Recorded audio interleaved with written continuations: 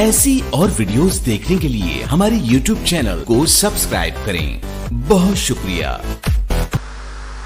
बिस्मिल्लाहिर्रहमानिर्रहीम। Last time formulas के class number 1 का टॉपिक हमने सीख लिया था। यहाँ तक सम का फार्मूला कॉलम वाइज और रो वाइज हमने सीख लिया था। आज की फार्मूलाज की सेकंड क्लास है, क्लास नंबर 2 के हवाले से। इसमें पहला फार्मूला आ रहा है मैक्सिमम और इसकी शॉर्ट फॉर्म होती है मैक्स। ठीक है, मैक्सिमम का फार्मूला ये किस काम के लिए हम यूज़ करते हैं? इसको हम यूज़ करते हैं कि पूरे कॉलम में बड़ी से बड़ी वैल्यू कौन सी है ये उसको चुन के सबसे नीचे यानी कि चूज़ करके बता देगा, चुन के बता देगा, सिलेक्ट करके बता देगा कि ये वाली वैल्यू सबसे बड़ी है, बिग वैल्यू बताएगा। तरीकाकार ये लिखा हुआ है, इक्वल मैक्स ब्रैकेट ओपन करेंगे, 1 टाइम अप एरो, शिफ्ट का बटन प्रेस करके अप एरो, फिर ब्रैकेट क्लोज करके इंटर। आए तरीकाकार देखें इसका, इक्वल मैक्स की short form MAX, max, shift 9 bracket open और अप एरो, सिलेक्शन आ गई, शिफ्ट प्रेस करके again up arrow, bracket close और इंटर। अब आप देखें पूरे कॉलम में बड़ी वैल्यू कौन सी आ रही है? यकीनन सबसे बड़ी वैल्यू इसमें आ रही है 255, 255। इंटर करेंगे तो नीचे बता देगा 255, सबसे बड़ी वैल्यू ये थी 255। क्लियर? तो खैर ये सेटिंग है। अब नेक्स्ट टाइम उसकी जगह या उसके अलावा किसी और जगह पर उससे बड़ी वैल्यू अगर हम टाइप कर देते हैं तो फिर यहाँ पर वो बड़ी वैल्यू आ जाएगी। क्लियर? ये सेटिंग थी इसकी। अब आए उसके बाद आगे लिखा हुआ है मिनिमम का फार्मूला। ये क्या काम करेगा? उसका अपोजिट है, यानी कि उसका उलट है। ठीक है, उसका इन्वर्स काम करेगा। वो कैसे? अब देखें, ये स्मॉल यानी कि छोटी वैल्यू को बताएगा, पूरे कॉलम में सबसे छोटी वैल्यू कौन सी है ये इस बारे में बता देगा। ठीक है, तरीकाकार अप्लाई करने का वही है, बस फ़र्क क्या है? इक्वल वहाँ लिखा था मैक्स, यहाँ लिखेंगे MIN, मेन। मिनिमम की शॉर्ट फॉर्म है min. Bracket open, up arrow, selection ली इन सब की, करेंगे ब्रैकेट क्लोज और इंटर। पूरे कॉलम में सबसे छोटी वैल्यू कौन सी आ रही है? 55 बता रहा है। अब अगर नेक्स्ट टाइम या किसी दूसरी जगह पर छोटी वैल्यू लिख देंगे तो फिर छोटी वैल्यू बता रहा है और पहली वैल्यूज़ को हटा दिया इसने। क्लियर है? याद आ गया? इस तरीके से एवरेज का फार्मूला ये क्या काम करेगा? आए पहले एवरेज का फार्मूला अप्लाई करने का तरीका समझ लें, फिर इसको मैं डिफ़ाइन कर देता हूँ ये डिफ़ाइन कैसे किया जाता है। फॉर एग्जांपल हमारे पास माउस थे, ये सारी माउस की प्राइस लिखी है। 5 माउस थे, किसी की प्राइस 55, किसी की 90, किसी की 77, किसी की 50 और किसी की 66। तो अब क्या करेंगे? यहाँ पर इक्वल प्रेस किया, फार्मूले का नाम है एवरेज। ठीक है, एवरेज लिखेंगे, स्पेलिंग मिस्टेक ना हो, ब्रैकेट ओपन, सिलेक्शन लेंगे पूरे कॉलम की, ब्रैकेट क्लोज और इंटर कर देंगे। जब इंटर करेंगे तो क्या होगा? ये कैलकुलेट करके बता देगा क्या आंसर आ रहा है, 67.60। अब हमें ये समझ में नहीं आ पा रहा कि इसने प्लस किया क्या किया, कुछ पता नहीं चल रहा। अब हाँ, ये आंसर आ गया। आंसर आने का तरीका समझ लिया आपने। अब बात यह है कि इसको डिफ़ाइन कैसे किया जाए। कोई आपसे पूछेगा यार ये काम क्या कर रहा है, तो आपने इसको फिर बताना है 2 स्टेप के हवाले से। ठीक है, पहले स्टेप में हम क्या करेंगे? इन तमाम वैल्यूज़ को जमा करेंगे। ये तो आंसर था, उसके अलावा 1 2 3 4 5 ये 5 वैल्यूज़ आ रही हैं। इन 5 की 5 वैल्यूज़ को ये प्रोसीजर यहाँ लिखा हुआ है आप स्टूडेंट्स के आसानी के लिए। इक्वल 55 प्लस 90 प्लस 77 और प्लस चाहें तो यहाँ पर आके यूँ सिलेक्शन भी ले सकते हैं, 50 फिर प्लस 66। इन 5 वैल्यूज़ को जमा करने पर आंसर क्या आ रहा है? 338। ये आंसर आ गया 338। अब दूसरे स्टेप में हम क्या करेंगे? इन वैल्यूज़ को इस वैल्यू को डिवाइड कर देंगे उतने नंबर से जितनी नंबर इन वैल्यूज़ के थे। 1 2 3 4 5 ये 5 वैल्यूज़ थी, तो 5 से डिवाइड करेंगे इस आंसर को, 5 से डिवाइड कर देंगे। अगर ये वैल्यूज़ 3 होती तो फिर वो जो आंसर आता उस आंसर को 3 से डिवाइड करते। अगर ये वैल्यूज़ 8 होती तो 8 से डिवाइड करते।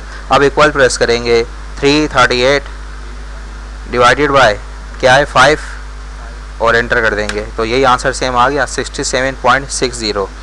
अब यहाँ आंसर लाने का मकसद ये था कि ये किसी के प्राइस ये, किसी की ये, किसी की ये, और अगर हम चाहते हैं कि यार एक ही प्राइस रखते वो प्राइस क्या होती और पैसा इतना ही आता, अमाउंट इतनी ही आती, लेकिन प्राइस क्या होती बताया जा रहा है। प्राइस ये होती 67.60, 67 रुपये 60 पैसा हर, हाँ ये हर माउस की ये प्राइस होती। ठीक है, एवरेज प्राइस कहलाती है ये। ठीक है, अब नाउ का फॉर्मूला किस काम आता है? कंप्यूटर के करंट डेट और टाइम को शो करने के काम आता है। कंप्यूटर की डेट और टाइम आ रही है, अब कंप्यूटर का डेट और टाइम यहाँ शो हो जाएगा। कैसे? Equal now bracket open and close और एंटर कर देंगे, डेट भी आएगी, टाइम भी आएगा। क्लियर है? याद आ गया? इस तरीके से यहाँ पर आएंगे, सिर्फ क्या होगा? डेट आएगी। कैसे?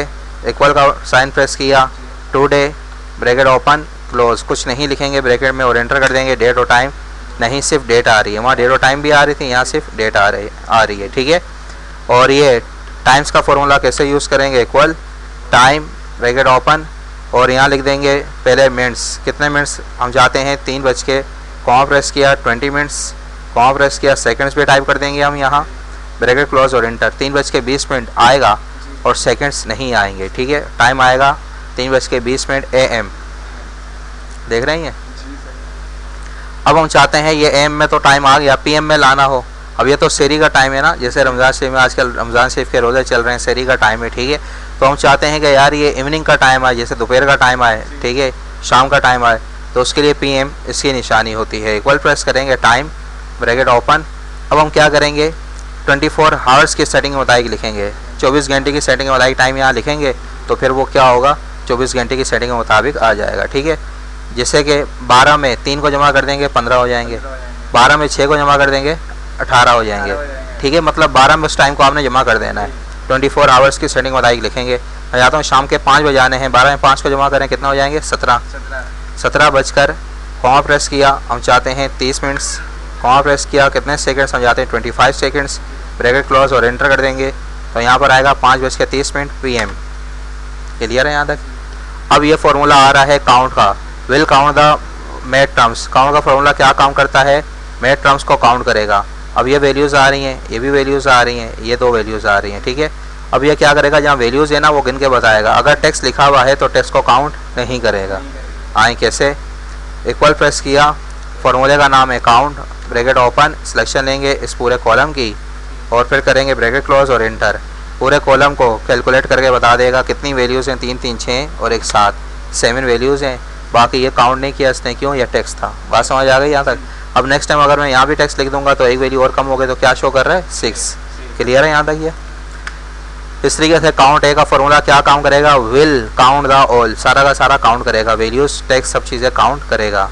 कैसे, इक्वल प्रेस किया count A bracket open, selection लेंगे इस पूरे कॉलम की, ब्रैकेट क्लोज और एंटर। जितनी वैल्यूज़ और टेक्स्ट जब सब चीज़ें हैं सबकी सब काउंट करेगा। डिलीट करेंगे टेक्स्ट या वैल्यूज़ को तो देखें वो डिलीट होता जा रहा है। बात समझ आ गई यहाँ तक। यह सेटिंग है, बाकी उसके बारे में वो डिटेल बता रहा है, ठीक है। लास्ट फार्मूला आज की क्लास का, काउंट ब्लैंक किस काम आता है, तो इसके लिए हमने क्या काम करना है, ये क्या काम करेगा, count will the empty cell, यानी कि खाली सेल को काउंट करेगा। एक सेल खाली है, दूसरा खाली है, 2 हो गए, 3 और ये 4 हो गए, ठीक है। तो इसके लिए हम क्या करेंगे, इक्वल प्रेस किया count blank bracket open, selection लेंगे इस पूरे कॉलम की, काउंट ब्लैंक मिला के लिखेंगे, बीच में स्पेस नहीं देंगे, ठीक है। और ब्रैकेट क्लोज करेंगे, एंटर कर देंगे, बता देगा कितनी जगह खाली हैं, 4 सेल्स खाली हैं। बात समझ आ गई यहाँ तक। ये खैर ये सेटिंग है, तो ये खाली सेल्स के बारे में काउंट करके आपको बता रहा है। ये थी आज की क्लास। इंशाल्लाह नेक्स्ट क्लास में क्लास नंबर 3 के हवाले से फार्मूलाज की जो क्लास हमने रखी है वो हम कंटिन्यू करेंगे इंशाल्लाह।